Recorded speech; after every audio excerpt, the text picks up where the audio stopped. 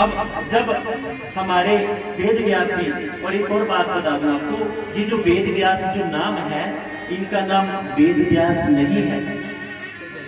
व्यास तो हम पीठ को कहते हैं, गद्दी को कहते हैं। जैसे मान लीजिए आपने क्या रक्कड़ जाना हो, बोलते हो कि चलो तहसीलदार आलो होने, तो जो तहसीलदार है वो पोस्ट है, उसके ऊपर जो तहसीलदार पे जो आदमी जो व्यक्ति बैठा है ना, उसका नाम कुछ और है।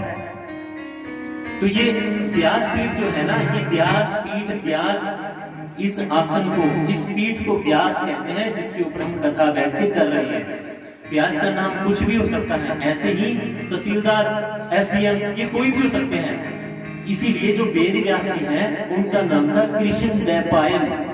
उनका नाम कृष्णद्वैपायन क्यों था? क्योंकि वो काले रंग के थे।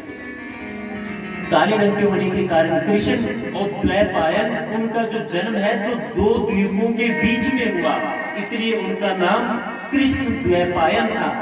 इस बात को याद रखना हमेशा, और बड़ा आसान है, ये याद रख सकते हो आप। उनका नाम कृष्ण द्वैपायन।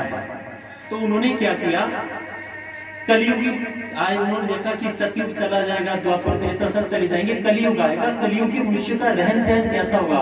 तो दिव्य दृष्टि से उन्होंने देखने की कोशिश की।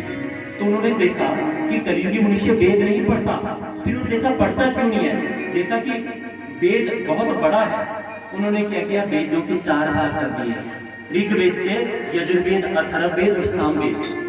ऋग्वेद, यजुर्वेद, सामवेद और अथर्ववेद, ये 4 वेद बना दिए। फिर उन्होंने दृष्टि दी कि अगर मैं 4 वेद बना दूं तो कितने लोग पढ़ते हैं। उन्होंने देखा तभी लोग वेद नहीं पढ़ रहे हैं।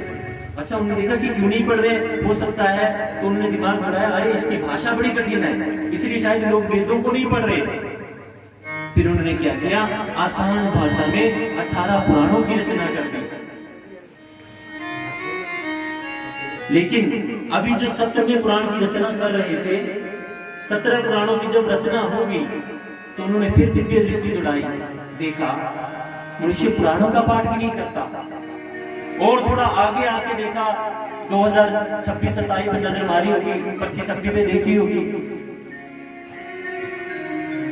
तो क्या उन्होंने देखा क्या, अरे वेद छोड़िए, जिसकी भाषा सरल है, रामायण तक नहीं पढ़ता कलयुगी मनुष्य।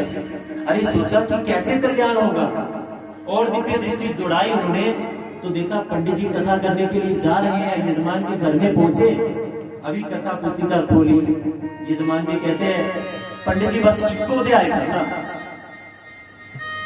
इतना टाइम नहीं सारा आरती करेंगे। उन्होंने देखा